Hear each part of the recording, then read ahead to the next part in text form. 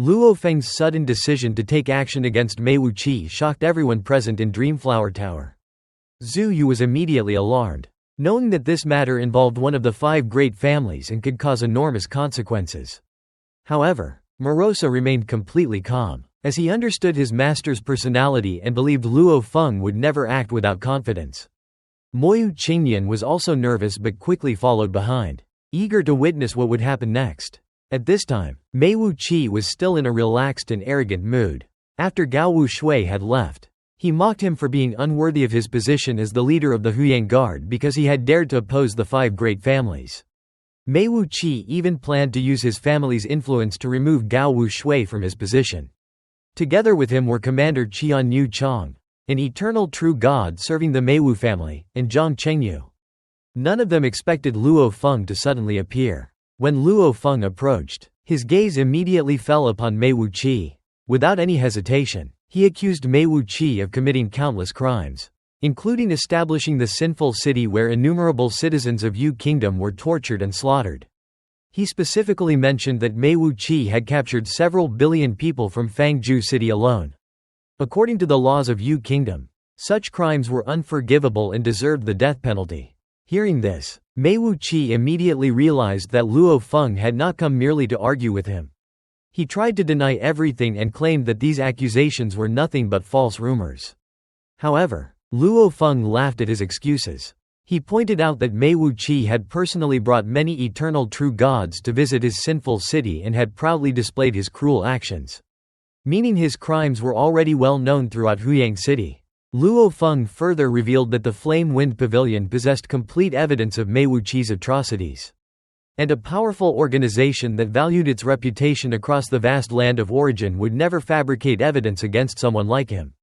With his lies exposed, Mei Wuqi no longer attempted to defend himself. Instead, he arrogantly admitted that even if he had killed countless weak creatures, it had nothing to do with Luo Feng. In his eyes, the strong ruling over the weak was simply the natural order of the world. He even used Great Saint Beiyu as an example, pointing out that Beiyu had once devoured the inhabitants of an entire city, killing far more people than his own sinful city had, yet no one dared to punish him. Luo Feng calmly explained the difference between them. Great Saint Beiyu was a terrifying primal chaos overlord-level existence, and as an eternal true god, Luo Feng did not have the ability to interfere with such a being. However, Mei Wuqi was someone he could deal with. Luo Feng then stated that every powerful being had once been weak, including Mei Wuqi himself. If everyone had followed the so-called law of the jungle from the moment of birth, Mei Wuqi would never have had the chance to grow up. Even low-intelligence exotic beasts instinctively protected their offspring. Yet Mei Wuqi used the excuse of strength to slaughter the weak for pleasure, making him even more despicable than beasts.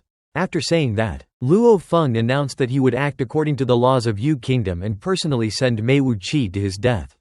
The moment his killing intent appeared, Qian Yu Chong, who had been preparing for this possibility, immediately activated the Legion-class mechanical stream treasure. Purple Jade General, the enormous purple mechanical beast wrapped around both him and Mei Wuqi, forming an almost impenetrable defense. Qian Yu Chong angrily accused Luo Feng of ignoring the authority of the city owner's mansion because an eternal true god from the 5 great families could not be executed without an official trial. Luo Feng did not care about his threats. He struck forward with a single palm, and the attack collided directly with the gigantic body of Purple Jade General. The terrifying shockwave caused the entire Dreamflower Tower to tremble violently. Fortunately, the formations protecting the building absorbed most of the force, otherwise the battle between such powerful beings would have destroyed the entire place. Everyone watching was horrified because no one had expected Luo Feng to openly attack under the eyes of the Huyang Guard. Believing that the protection of Purple Jade General was enough, Qian Yu Chong quickly pulled Mei Wuqi into the interior of the mechanical treasure and assured him that Luo Feng would be unable to harm him. Mei Wuqi was both shocked and furious. Throughout his life, relying on the protection of the 5 great families, he had never imagined that someone in Huyang City would dare to openly attempt to kill him. After blocking Luo Feng's first attack, Qian Yu Chong became more confident. He declared that Luo Feng had violated the laws of Huyang City and that the city owner's mansion would definitely punish him. The spectators, including Zhu Yu, The Dream Flower Tower Master, and Zhang Chengyu, were extremely anxious. They understood that if Luo Feng and the Huyang Guards' Purple Jade Gen truly fought with all their strength, the battle could devastate the entire area. Facing Qianyu Chang's threats, Luo Feng simply laughed. He finally displayed his true strength. His right arm rapidly expanded to thousands of feet, and his divine power burned violently, causing his aura to rise to an unbelievable level. He transformed his hand into a blade containing the profound mysteries of the life and death blade.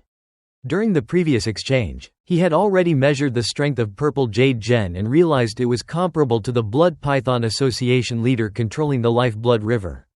Therefore, Luo Feng no longer held back, using the power of his second refinement of the perfect divine body, combined with the godly king-level inheritance Duan Mie and the burning of his divine power. He unleashed an attack powerful enough to tear apart the legendary mechanical treasure with his bare hands. His massive fingers touched the purple scales of Purple Jade Gen and pierced through them effortlessly, as though they were merely soft mud. The supposedly invincible defensive treasure was unable to resist him at all. Luo Feng's hand reached deep into the interior of the mechanical treasure and, in an instant, grabbed Qianyu Chang himself. Once Qianyu Chang was captured, Purple Jade Gen lost its controller and immediately fell apart. The gigantic mechanical body collapsed, its countless components scattering everywhere. Mei Wuqi and the 1,000 Void Space True Gods who had been controlling the treasure were thrown out into the open. The entire Dream Flower Tower became completely silent as everyone stared in disbelief at the scene before them. A Legion-class mechanical stream treasure controlled by a top eternal true god and 1,000 void space true gods had been destroyed by Luo Feng with nothing but his own hands, revealing a level of power that far exceeded everyone's imagination. After witnessing Luo Feng effortlessly shatter the defense of the mechanical flow secret treasure Purple Jade Gen and capture Commander Qianyu Chang, the thousands of Huyang Guards who had previously been defeated were filled with panic and fear. They could not understand how Luo Feng's strength could reach such a terrifying level. Even when they had united and controlled the powerful Purple Jade General, one of the Huyang Guard's top 10 mechanical flow treasures, they had still been unable to defeat him. Now that the treasure had been broken, they believed Luo Feng could eliminate all of them with merely a single breath. The once proud Huyang Guards, who had always been respected while patrolling Huyang City, no longer had any arrogance left. They immediately retreated far away and even hid among the guests, hoping Luo Feng would not vent his anger on them. Mei Wuqi was equally horrified after being thrown out of Purple Jade General. He could not believe that a treasure of such high rank had been pierced through by Luo Feng's bare hand. Knowing that the situation had completely turned against him, he did not dare hesitate for even a moment and immediately burned his divine power, fleeing as fast as he could. Throughout his entire life, he had never escaped in such desperation. However, before he could get far, Luo Feng's gigantic palm swept through the sky and instantly covered the surrounding space, trapping him within it. In a final attempt to survive, Mei Wuqi drew his rod weapon and attacked with all his strength, releasing a thunderous strike to block the incoming palm. Yet the moment his weapon collided with Luo Feng's hand, it was completely ineffective. The attack failed to leave even the smallest mark on Luo Feng's skin, and Mei Wuqi was effortlessly seized and suppressed. After capturing both enemies, Luo Feng's enormous hands returned to their normal size. Within his palms, Qianyu Chang and Mei Wuqi were suppressed, their bodies reduced to tiny figures that looked no different from small toys. The scene left Zhang Chengyu, Zuyu, the guests of Dream Flower Tower, and Luo Feng's servant Moyu Qingyan trembling with shock. None of them had expected Luo Feng's strength to be so overwhelming. Looking at the two prisoners in his hand, Luo Feng calmly said that he had originally planned only to execute Mei Wuqi. But since Qianyu Chang had involved himself and had now been captured as well, he would also have to face judgment. Qianyu Chang, although frightened, still tried to rely on his identity as one of the leaders of the Huyang Guard. Looking up at Luo Feng's gigantic figure, he questioned whether Luo Feng truly intended to kill a commander of the Huyang Guard within Huyang City itself. Mei Wuqi, however, had already lost all dignity. He was overwhelmed with terror and repeatedly begged for forgiveness, admitting his mistakes and promising that he would provide any compensation Luo Feng demanded if only he could be allowed to live. Despite their words, both of them were extremely uneasy because they understood that their lives were entirely within Luo Feng's control. At the same time, the city lord's mansion and the 5 great families, who were observing the entire battle through their surveillance of Huyang City, were also shaken by what they witnessed. Because Luo Feng had not concealed the battle using a small cosmic domain, they could clearly see his hand breaking through purple jade gen and easily capturing both Qianyu Chong and Mei Wuqi. The senior figures of the 5 great families realized that the situation had become extremely serious. They praised Luo Feng's frightening strength, understanding that someone capable of directly crushing Purple Jade General was far beyond ordinary eternal true gods. However, they were also deeply concerned because Qianyu Chong was already in his hands. They immediately sent messages requesting Commander Mo Shao to intervene, believing that only a figure of his level might have a chance to stop Luo Feng. However, Mo Shao coldly refused, stating that he was not suitable to take action. His status within the city lord's mansion was extremely high, second only to the city lord himself, so no one could force him to participate. With no other choice available, the city lord's mansion quickly ordered one of Huyang City's strongest military forces, the Haiming Legion, to mobilize. General Chu Yi accepted the order but honestly admitted that even if he moved immediately, he had no confidence that he could stop Luo Feng. Meanwhile, the people around Dream Flower Tower could only watch the situation unfold from a distance, as none of them dared approach or interfere because in Huyang City the authority of the 5 great families was almost equal to heaven itself. And everyone understood that Luo Feng's actions had already directly challenged their prestige, meaning the consequences of this conflict would certainly be enormous.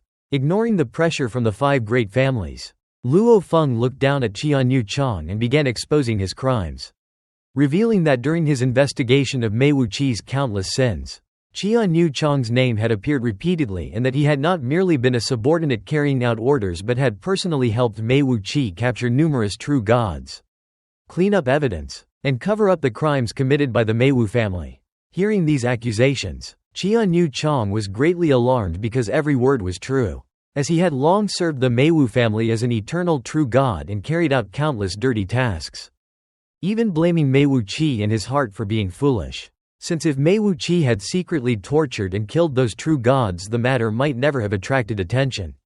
But instead he arrogantly invited many friends to the sinful city and treated those cruel acts as entertainment, allowing the entire Huyang City to learn about them and ultimately drawing the attention of a righteous and powerful expert like Luo Feng. Luo Feng then declared that according to the laws of the Yu Kingdom, anyone who assisted Mei Wuqi in these crimes was equally guilty and deserved death. And upon hearing this, Qianyu Chong immediately pleaded for mercy, explaining that he had risen step by step from a weak outsider to become one of the 10 commanders of the Huyang Guard and begging Luo Feng to spare him while promising never to assist such crimes again, even attempting to shift all responsibility onto Mei Wuqi by claiming he had only acted under orders.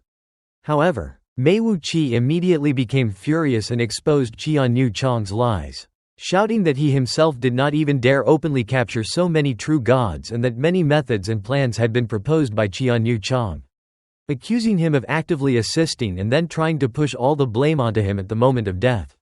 But before he could continue, Luo Feng released his divine power and sealed him completely, rendering him unable to speak. Luo Feng then calmly told Qianyu Chong that everything had been explained so he could understand the reason for his death, and without hesitation tightened his grip slightly, releasing a small amount of power into Qianyu Chong's body that instantly penetrated his defenses and destroyed his true god heart, causing Qianyu Chong's eyes to widen in despair and disbelief, as after struggling his entire life to rise from an outsider to one of the highest-ranking commanders of the Huyang Guard, he had never imagined dying in such a way.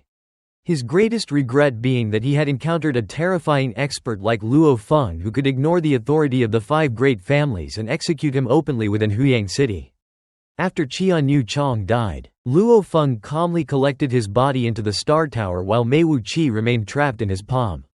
Witnessing the death of his strongest supporter and realizing his own fate would likely be even more terrifying, and Luo Feng even prepared to collect the remains rather than waste valuable materials. While in the distance, Morosa watched with a smile and sent a message expressing gratitude and asking Luo Feng to leave Mei Wuqi's body to him as well. believing his extraordinary bloodline would benefit his evolution, as both of them remained completely calm as if the deaths of eternal true gods were nothing unusual. However, countless spectators could not remain composed, especially Mei Wuqi, who was terrified after witnessing Qianyu Chang's death, while Zuyu, Zhang Chengyu, the Dream Flower Tower Master, Moyu Qingyan, the guests in the tower, and even the thousands of void space true gods among the Huyang Guards were all shocked. As although they had heard rumors of ruthless experts who dared kill members of royal and primal chaos clans. Seeing Luo Feng casually execute the leader of the Huyang Guards in the city itself was unbelievable, prompting many to immediately transmit the news to their respective forces so that all major factions quickly learned of his actions.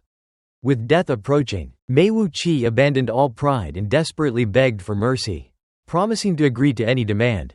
But at that moment a terrifying fluctuation descended as a massive black spherical fortress resembling a black hole appeared above the battlefield, devouring energy and light and creating an oppressive presence, which Luo Feng recognized as the fortress of the Haiming Legion, one of the 10 great legions of Huyang City.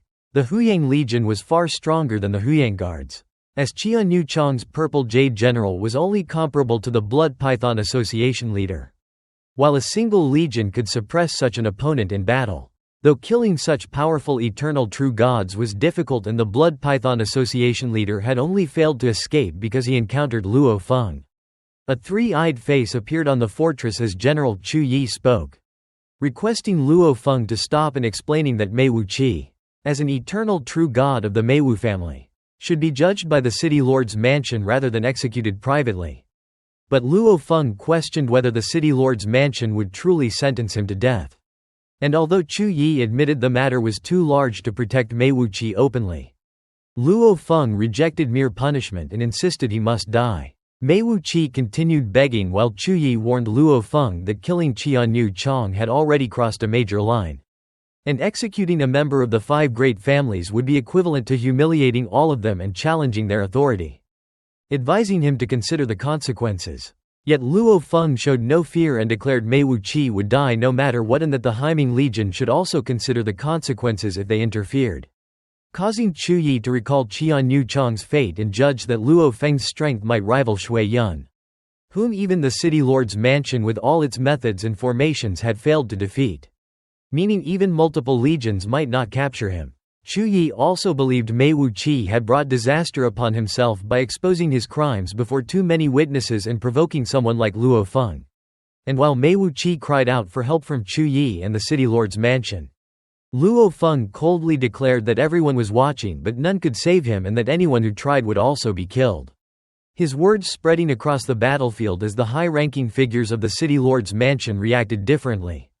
Some furious, some indifferent, and others helpless. But in the end no one dared take action. After delivering his final judgment, Luo Feng unleashed the forbidden illusion technique. 9 Netherworlds Kill, a deadly secret art obtained from the 9 Netherworlds. With Luo Feng's peak primal chaos overlord level spiritual will and the support of his perfect divine power, the technique became unimaginably terrifying. The illusion instantly invaded Mei Wuqi's consciousness and dragged him into endless suffering.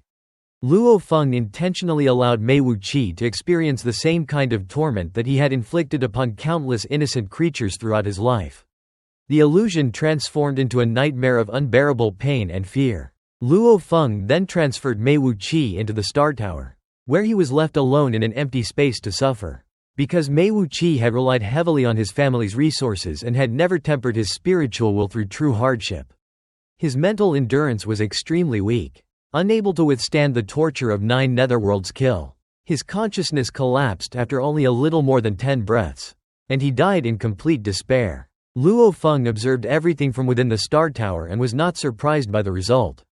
In his eyes, Mei Wuqi's spiritual will was far too weak for someone who had reached the level of an eternal true god. Inside Dream Flower Tower, the Dream Flower Tower Master, Zhu Yu, and Zhang Chengyu soon received an updated bounty mission from the Flame Wind Association's Dark Hall. The bounty for Mei Wuqi had only been 20,000 cosmic sand, a trivial amount that the 5 great families did not care about. But the completion of the mission served as undeniable confirmation that Mei Wuqi had truly died. The death of Qianyu Chang had already created a huge disturbance. But the death of Mei Wuqi caused an even greater shock throughout Huyang City. The 5 great families each possessed around 10 eternal true gods with exceptional bloodlines. And these roughly 50 individuals formed the true ruling class of the city. Now that one of them had been publicly executed by Luo Feng, the remaining high-ranking members could not help but feel fear. If Mei Wuqi could be killed today, then they themselves could potentially become Luo Feng's targets tomorrow. Seeing that the outcome could no longer be changed, General Chu Yi admitted that he was unable to stop Luo Feng. But he still warned that killing Mei Wuqi had been a serious mistake. Luo Feng looked toward the sky without any concern and sent a message to the 5 great families through him. If they wanted revenge or wished to make a move against him, they could come at him together, and he would face all of them alone. Afterward, the Haiming Legion did not continue the confrontation. A formless force emerged from the spherical fortress, gathered the remaining fragments of the destroyed Purple Jade General, and the fortress immediately shifted through the void and departed. Watching the battlefield become completely quiet, Luo Feng finally relaxed and smiled. The conflict had been fully resolved. His anger had been released, and justice had been carried out. He then casually walked back toward Zhu Yu and asked him with a relaxed expression whether he still had the courage to continue drinking with him. As if the earth-shaking battle that had just shaken the entire Huyang city was merely a small interruption to their gathering. After publicly killing Mei Wuqi and Qianyu Chang, Luo Feng showed no fear or concern over the consequences. He simply returned to the hall of the Dream Flower Tower with Zhu Yu and continued drinking as if nothing major had happened. Morosa followed behind with a cheerful expression, completely confident in Luo Feng's strength. When Moyu Qingyan worried that the 5 great families would certainly retaliate and that a bloody storm was about to erupt in Huyang City, Morosa calmly replied that if such a storm came, it would be the blood of the 5 great families that would be spilled. His confidence left Moyu Qingyan deep in thought. Meanwhile, the entire Dream Flower Tower fell into chaos. The guests, who had witnessed Luo Feng publicly executing a member of the 5 great families, were unable to remain calm. Many hurried to report the news to their respective factions, while the thousands of Huyang Guards who had been present quietly withdrew. The shocking event spread rapidly throughout Huyang City, causing every major force to pay close attention to Luo Feng's next move.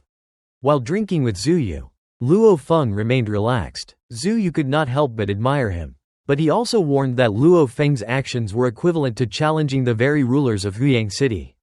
The 5 great families had dominated the city for countless years, and the death of an eternal true god from one of their families was not something they would forgive easily.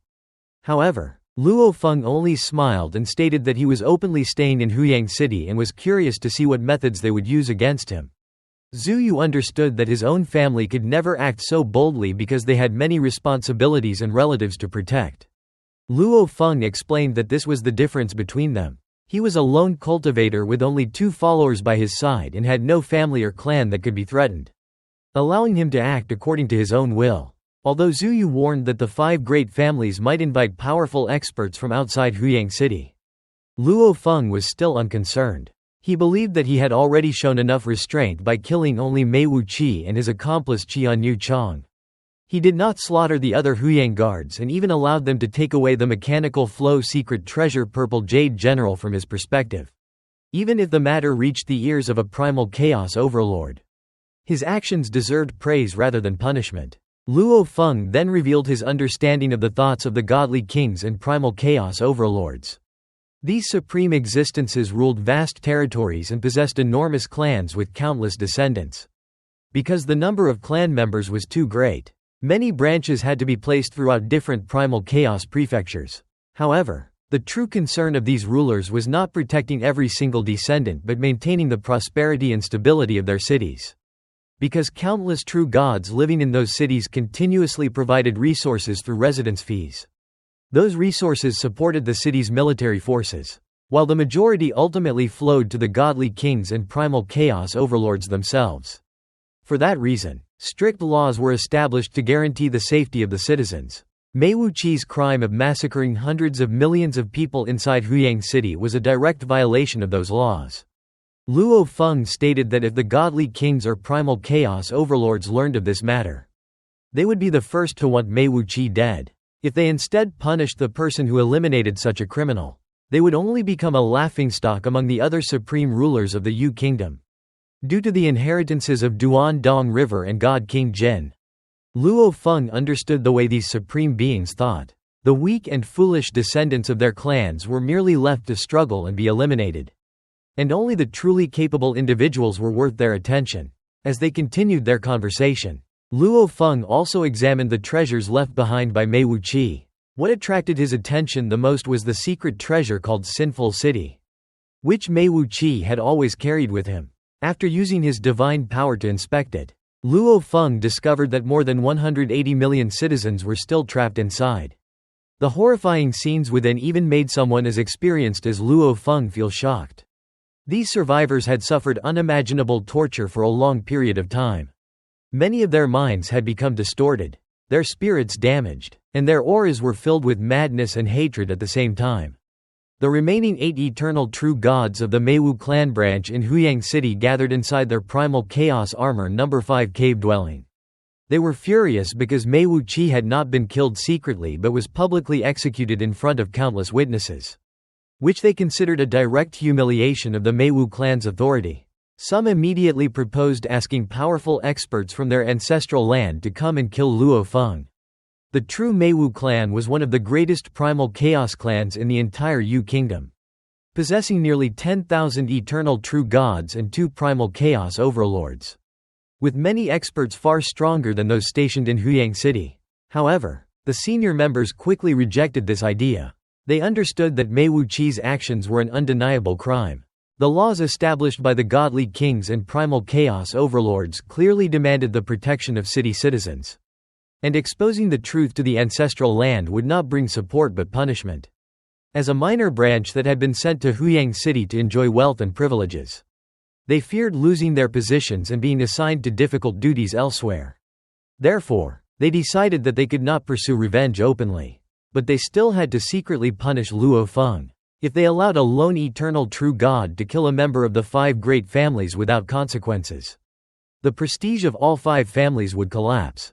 They planned to work together with the other great families to suppress Luo Feng, making his life miserable and forcing him to hide in darkness, never daring to appear openly in Huyang City again. Yet just as they were discussing their plans, the leader of the Meiwu clan suddenly received a terrifying piece of news and his expression changed immediately. Luo Feng had taken the Sinful City and released the more than 180 million surviving victims into Huyang City. By allowing the entire city to witness the evidence of Mei Wuqi's atrocities, Luo Feng had pushed the Meiwu clan into an even more disastrous situation, leaving them unable to deny their crimes or seek revenge openly. After Zhu Yu left the Dream Flower Tower, Luo Feng did not return to his cave mansion immediately. Instead, he took out the miniature Sinful City, which contained the 180 million surviving citizens who had suffered under Mei Wuqi's cruel experiments and torture. Luo Feng understood that although he had killed Mei Wuqi, the 5 great families had long known about his crimes and had secretly protected him. If the survivors were quietly released outside Huyang City, they could easily be silenced to erase all evidence. Therefore, Luo Feng chose to release them openly in the most crowded area of Huyang City, ensuring that countless cultivators would witness the truth and that the 5 great families would be unable to hide the incident. Under the night sky, countless figures poured out from the Sinful City and descended throughout the bustling districts surrounding the Dreamflower Tower. The cultivators of Huyang City were immediately shocked when they saw more than 100 million true gods suddenly appearing from the sky. These survivors had strange expressions and unstable auras because they had endured endless torment inside the Sinful City. Confused and unable to believe they had escaped, they looked around at the peaceful and beautiful city before them, which was completely different from the hell where they had been imprisoned. At that moment, Luo Feng stood high in the sky and used his divine power to spread his voice across a vast area of Huyang City. He announced his identity and declared that Mei Wuqi, the person who had tortured and murdered hundreds of millions of innocent citizens, had already been killed by his hand. He revealed the truth behind the Sinful City and stated that these 180 million survivors were victims who deserved protection and compensation from the city lord's mansion. His words spread throughout numerous districts, allowing tens of billions of cultivators to learn of the horrifying crimes committed by Mei Wuqi. The entire Huyang city was thrown into chaos as everyone discussed the shocking event and remembered the figure of Luo, he who had exposed the crime. Realizing that the matter could no longer be concealed, the city lord's mansion reacted immediately. Millions of Huyang Guards arrived from all directions and began organizing and protecting the survivors. The leaders of the guards publicly announced that Mei Wuqi had secretly abducted hundreds of millions of citizens from Fangzhou City and committed these terrible crimes on his own. The city lord's mansion promised to take responsibility for the survivors, provide them with permanent residences in Huyang City, and exempt them from residence fees forever. The guards treated every survivor carefully because they understood that the entire city was watching how the situation would be handled. Seeing that the city lord's mansion had no choice but to protect the survivors, Luo Feng finally decided to leave with Morosa and Moyu Qingyan. Moyu Qingyan was deeply shaken by everything she had witnessed. She realized that the master she followed had not only publicly killed Qian Yu Chong, the leader of the Huyang Guards, and Mei Wuqi, an eternal true god of the five great families, but had also forced the city lord's mansion to accept the consequences without daring to blame him. Although Luo Feng possessed overwhelming strength, he also showed compassion toward weak cultivators, causing Moyu Qingyan's respect and admiration for him to grow even further. Among the Huyang Guards, Gao Wu Shui was also greatly affected by the event, although he had recently become an eternal true god and gained the position of a guard leader. He now understood how insignificant his strength truly was, compared with supreme experts like Mo Shao, divine monarch Shui Yun, and Luo Feng. The gap between them was like heaven and earth. He realized that true power was the ability to ignore ordinary rules and even force the city lord's mansion to compromise. The news of the incident quickly reached every major faction within Huyang City. At the Sky Cloud Tower, Chairman Zan Yun contacted Divine Monarch Shui Yun and informed him that Luo Feng's conflict with the five great families had become unavoidable. However, Shui Yun analyzed that Luo Feng was a lone cultivator who hated evil and acted without hesitation whenever he encountered injustice. Because the forces of Shi Kingdom were even more ruthless than Mei Wuqi, Luo Feng would likely view them as enemies as well. Shui Yun also acknowledged that Luo Feng's strength was extraordinary. He stated that defeating the mechanical treasure Purple Jade General was not the most terrifying part.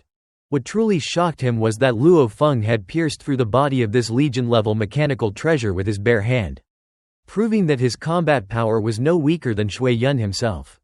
At the Flame Wind Pavilion, the pavilion master and his subordinates discussed the upcoming confrontation between Luo Feng and the assassin Yang Kang. Yang Kang was a legendary assassin who had killed countless powerful beings, including descendants of primal chaos overlords, and had survived every pursuit against him. Through the intelligence network of Flame Wind Pavilion, Yang Kang continuously received updates about Luo Feng's movements. Although he learned that Luo Feng possessed terrifying strength and had openly challenged the five great families for the sake of weak citizens, Yang Kang was not afraid. He believed his path of assassination was different from Luo Feng's direct and overwhelming style of battle. Hidden outside Cave Mansion No. 913, Yang Kang patiently waited in the darkness. He understood that the moment Luo Feng returned from the Dreamflower Tower and relaxed after entering his residence would be the best opportunity to launch a fatal stealth attack. Time passed quietly until a flying boat finally descended from the night sky. Luo Feng, Morosa, and Moyu Qingyan stepped out and moved toward the cave mansion. Unaware that the deadly assassin Yang Kang had already prepared his killing strike and was waiting for the perfect moment to attack,